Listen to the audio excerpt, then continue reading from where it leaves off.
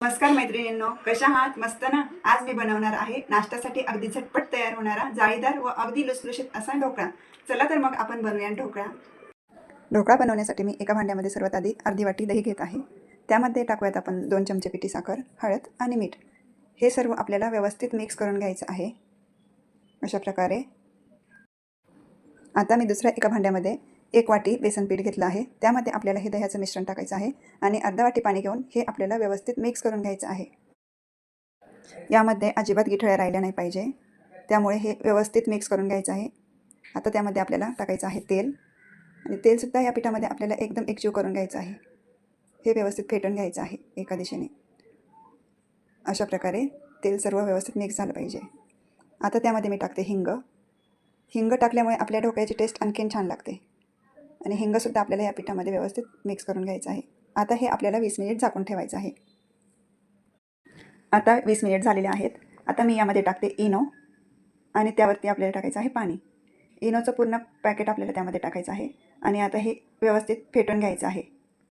हे व्यवस्थित एका दिशेने आपल्याला फेटून घ्यायचं आहे. हे व्यवस्थित मिक्स करून फेटून घ्यायचं आहे. हे पहा, आता आपलं पीठ फुललं गेलेलं आहे, त्यामुळे आपला ढोकळा एकदम स्पंजी आणि असा जाळीदार तयार होतो. आता एकीकडे मी कुकरच्या डब्याला तेलाचा हात लावून घेतलेला आहे आणि आता त्यामध्ये आपण हे मिश्रण टाकणार आहोत.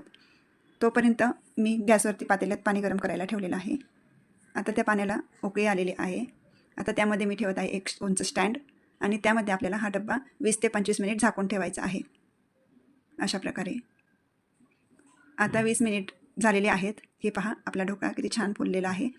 हे पहा, या टूथपिकला पीठ लागलं नाही ना तर आपला ढोकळा रेडी आहे. हे पहा, आता हा ढोकळा आपण थंड करून घेऊयात. ढोकळा थंड झाल्यावरती सूर्याने आपल्याला व्यवस्थित मोकळा करून घ्यायचा आहे आणि एका ताटावरती आपल्याला ढोकळा असा पलटी करून घ्यायचा आहे अशा प्रकारे. आणि आपण आता ढोकळा कट करून घेऊयात.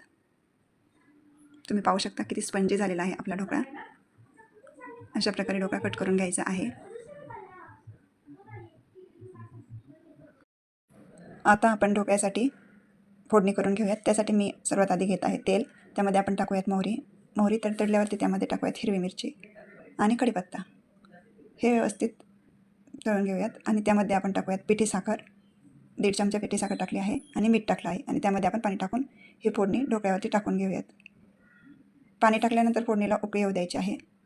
अशा प्रकारे आपला ढोकळा आता रेडी आहे. तुम्ही पाहू शकता आपला ढोकळा किती स्पंजी झालेला आहे. तुम्हीसुद्धा नक्की ट्राय करा. तुम्हाला जर माझी रेसिपी आवडली असेल तर रेसिपीला लाईक करा, शेअर करा आणि माझ्या चॅनलला सबस्क्राईब करा.